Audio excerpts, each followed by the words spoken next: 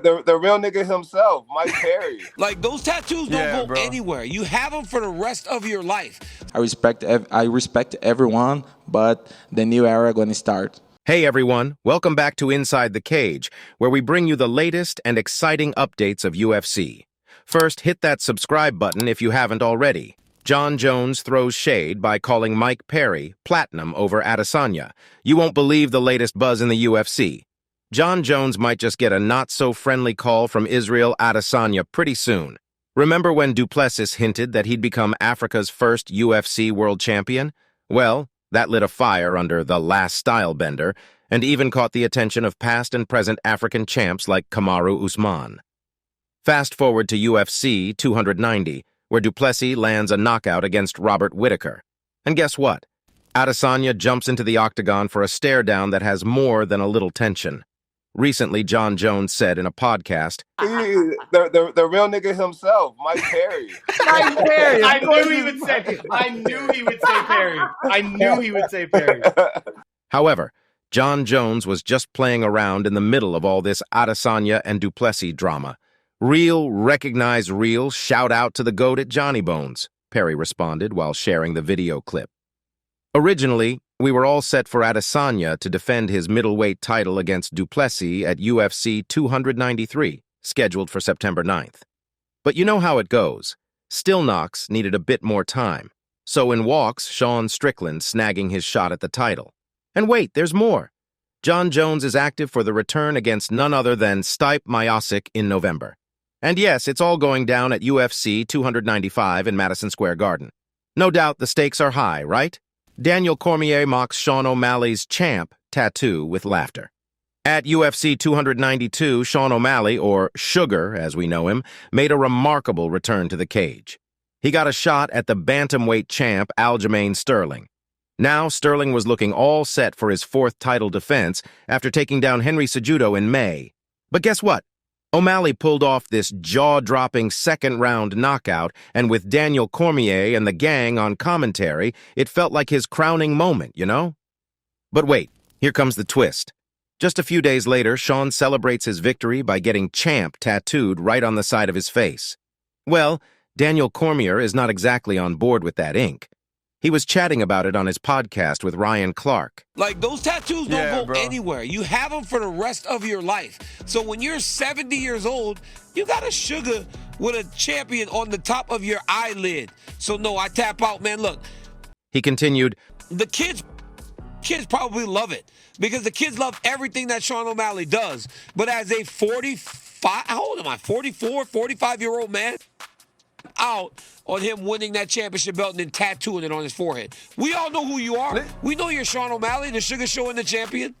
So, what do you think? Are you on the same page as Cormier, or do you have a different take on Sean O'Malley's brand new tattoo?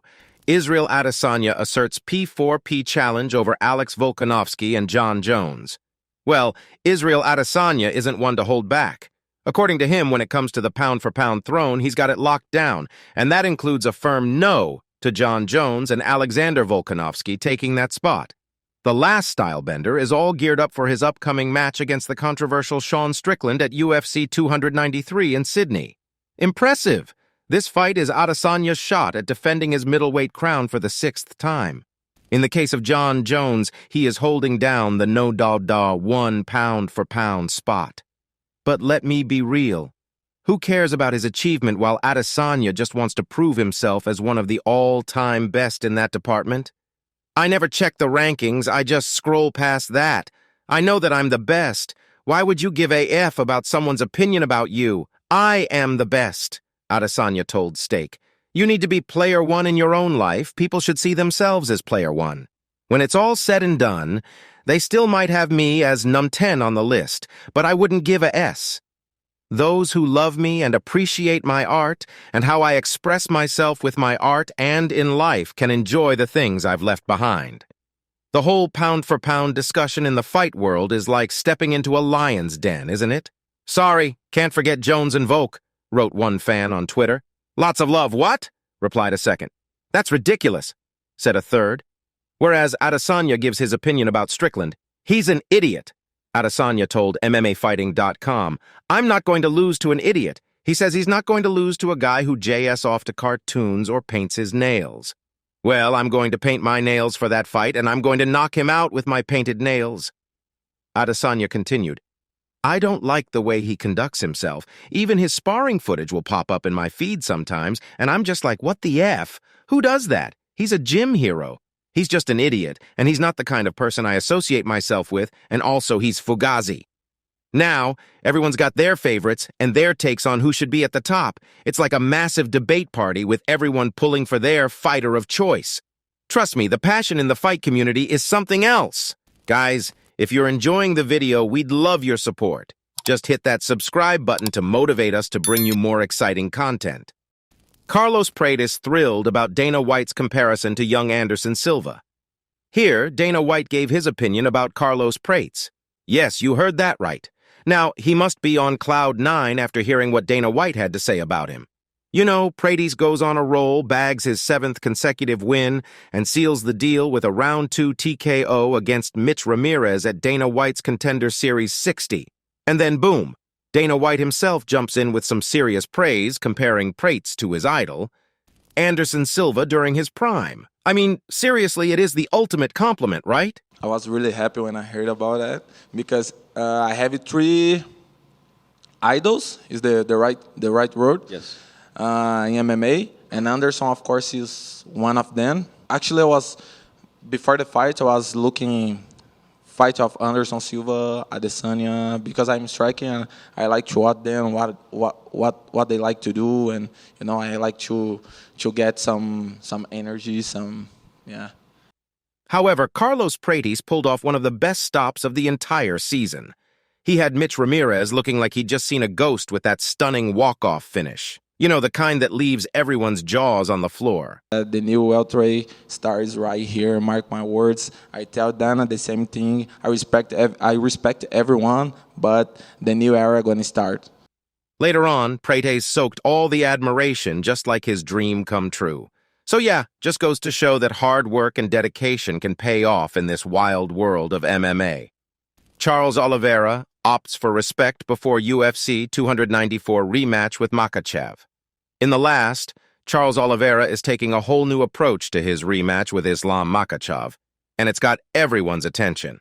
In the last fight, Makhachev did well and clinched it with a second-round submission, while in the case of Oliveira, he didn't show up in that fight the way he wanted to.